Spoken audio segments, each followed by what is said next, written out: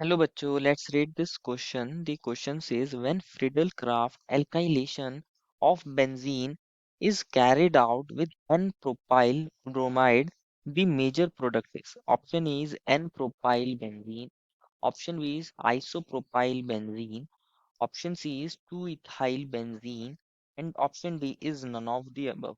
बच्चों इस क्वेश्चन में हमसे पूछा गया है कि अगर हम क्या करते हैं फ्रीडल क्राफ्ट एल्काइलेशन करते हैं बेंजीन की और किसके साथ करा रहे हैं एन प्रोपाइल ब्रोमाइड के साथ करा रहे हैं तो हमारा मेजर प्रोडक्ट क्या बनेगा। तो फर्स्ट ऑफ ऑल बात करते हैं बच्चों इस क्वेश्चन में हमारे की कंसेप्ट के बारे में। और की कंसेप्ट क्या होगा बच्चों हमारे पास फ्रीडल क्राफ्ट एल्काइलेशन। क्या होगा बच्चों हमारे पास की कंसेप्ट फ्रीडल क्राफ्ट एल्काइलेशन। अब बात करते हैं हमारे पास फ्रीडल क्राफ्ट एल्काइलेशन के बारे में। ये बच्चों हमारे पास एक केमिकल रिएक्शन होती है एंड जैसे कि इसका नेम बता रहा है एल्काइलेशन। तो इसके अंदर क्या होता है हम एल्काइल ग्रुप को इंट्रोड्यूस करते हैं हमारे कंपाउंड के अंदर, पर्टिकुलरली हम बेंजीन की करा रहे हैं। तो बेंजीन के अंदर क्या होता है इसके अंदर, मान लीजिए ये मेरे पास एक बेंजीन रिंग है। कौन है? बेंजीन रिंग है। इसको हम ट्रीट कराते हैं बच्चों एल्काइल हैलाइड के साथ। किसके साथ ट्रीट करा लेते हैं? एल्काइल हैलाइड के साथ ट्रीट कराते हैं। और साथ में ले लेते हैं यहाँ पे हम AlCl3 एनहाइड्रस कंडीशन में ले लेते हैं। तो हमने ले लिया यहाँ पे मान लीजिए एनहाइड्रस AlCl3, एनहाइड्रस AlCl3 तो क्या हो जाता है यहाँ पे एल्काइलेशन हो जाता है और हमारे पास एल्काइल बेंजीन बन जाती है। कौन बन जाती है? Alkyl benzene. यहाँ आर ग्रुप आ जाता है। तो इसी रिएक्शन को हम बोलते हैं बच्चों क्या? Friedel Crafts alkylation. क्या बोलते हैं बच्चों इस रिएक्शन को? Friedel Crafts alkylation. तो सिमिलर रिएक्शन हमें देखने को मिलेगी हमारी बेंजीन और एन प्रोपाइल अमाइड के साथ। किसके साथ? बेंजीन और एन प्रोपाइल अमाइड के साथ भी हमें सिमिलर रिएक्शन देखने को मिलेगी।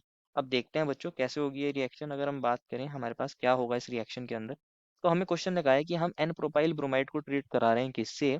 हम बेंजीन से ट्रीट करा रहे हैं। तो होता क्या है हमारे पास, अगर हम बात करें बेंजीन दिया है हमें और हमारे पास एन प्रोपाइल ब्रोमाइड है, जिसको मैं ऐसे लिख सकता हूँ CH3 CH2 और Br। और ये हमारे पास कौन है? N propyl. N propyl means normal propyl है, यहाँ पर लीनियर चेन है और ये ब्रोमाइड है। और हमने ले लिया है बच्चों AlCl3। किसको ले लिया? AlCl3 एनहाइड्रस कंडीशन होती है। तो हमें बताना है प्रोडक्ट क्या बनेगा। फर्स्ट स्टेप में क्या होता है बच्चों, अगर हम बात करें जो हमारे पास एन प्रोपाइल ब्रोमाइड है CH3 CH2 और ये Br, यहाँ क्या होता है हमारे पास? ये AlCl3 है। AlCl3 क्या होता है हमारे पास? लुईस एसिड होता है, इलेक्ट्रॉन पेयर एक्सेप्टर होता है। ये Br क्या काम करता है? अपने इलेक्ट्रॉन्स को इस Al में क्या करता है? अटैक कराता है इसके ऊपर एज अ न्यूक्लियोफाइल। और हमारे पास क्या बन जाता है यहाँ? CH3 CH2 CH2 और यहाँ Br और यहाँ Br के ऊपर पॉजिटिव और यहाँ Al है और इससे 3 Cl अटैच है बच्चों। और इसके ऊपर Al के ऊपर कौन सा चार्ज आएगा? नेगेटिव, क्योंकि इसने इलेक्ट्रॉन पेयर को एक्सेप्ट करा है। अब क्या काम करेगा? Br के ऊपर पॉजिटिव चार्ज आया, दोनों इलेक्ट्रॉन्स को यहाँ से लेकर चला जाएगा और हमारे पास कार्बोकेटाइन की फॉर्मेशन हो जाएगी। तो क्या बन जाएगा हमारे पास? CH3 CH2 और यहाँ आएगा पॉजिटिव चार्ज और साथ में बन जाएगा बच्चों हमारे पास Al। और इससे 3 Cl3 अटैच थे और एक Br है और ओवरऑल चार्ज इस पर नेगेटिव। तो ये बन जाता है। तो ये हमारे पास कार्बोकेटाइन बना है। क्या बन गया? कार्बोकेटाइन बना है। अगर आप इस कार्बोकेटाइन को देखोगे इसको हम ऐसे लिख सकते हैं, ये हाइड्रोजन एज इट इज रहने दीजिए और इस हाइड्रोजन को ऐसे दिखा दीजिए। तो ये हमारे पास प्राइमरी कार्बोकेटाइन है। प्राइमरी कार्बोकेटाइन हम लिख सकते हैं प्राइमरी कार्बोकेटाइन। और ये जो कार्बोकेटाइन्स होते हैं बच्चों ये हमारे पास वेरी लेस स्टेबल होते हैं।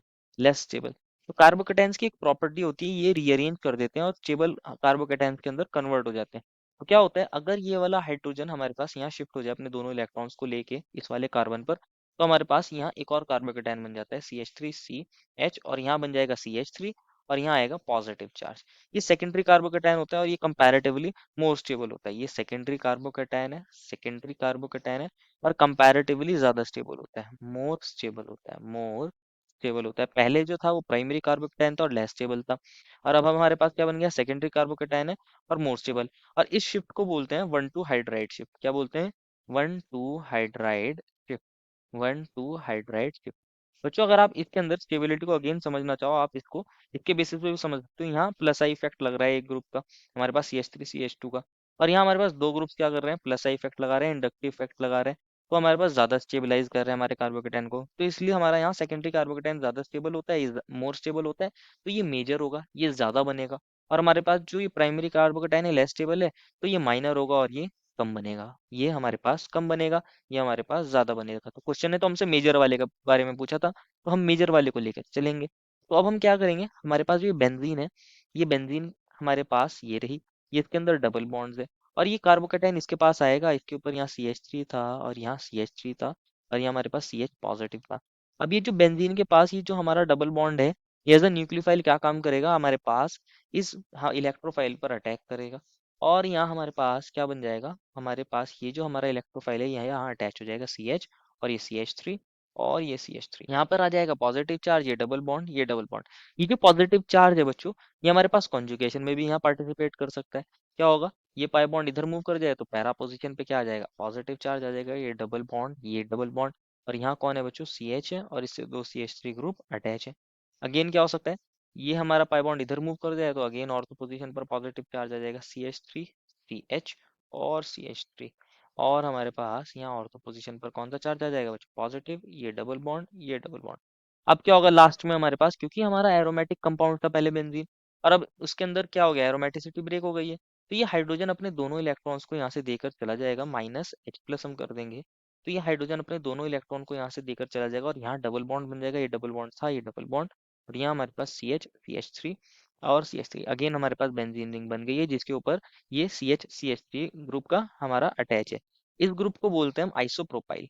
ये जो ग्रुप है हमारे पास, इस ग्रुप को हम बोलते हैं आइसोप्रोपाइल। क्या बोलते हैं बच्चों, आइसोप्रोपाइल, आइसोप्रोपाइल ग्रुप। और ये जो हमारा आइसोप्रोपाइल है ये किसके ऊपर अटैच है, बेंजीन के ऊपर, तो इसलिए इस कंपाउंड को हम बोल सकते हैं आइसोप्रोपाइल बेंजीन। क्या बोल सकते हैं, आइसोप्रोपाइल बेंजीन बनता है यहाँ पे, और ये मेजर है क्योंकि हमारे पास जो ये कार्बोकेटाइन हमने लिया था, ये हमारे पास ये वाला कार्बोकेटाइन मेजर बना था, इसलिए यहाँ आइसोप्रोपाइल बेंजीन जो बनता है वो मेजर बनता है। अगर हमारे पास ये जो हमारा पहले कार्बोकेटाइन बना था बच्चों, अगर हमारी बेंजीन उसके साथ रिएक्ट कर जाती CH3 पॉजिटिव के साथ, तो ये हमारा प्राइमरी कार्बोकेटाइन था, ये हमारे पास एन प्रोपाइल कार्बोकेटाइन था। इसके साथ रिएक्ट करने के बाद सिमिलर रिएक्शन हमारे पास ऊपर जैसे हुई थी इसी तरह यहाँ पर होती है, और यहाँ पे CH2 CH3 बन जाता। तो ये जो बनता ये माइनर बनता, क्या बनता, माइनर बनता, और इसको हम बोलते हैं एन प्रोपाइल बेंजीन। क्या बोलते हैं, एन प्रोपाइल बेंजीन।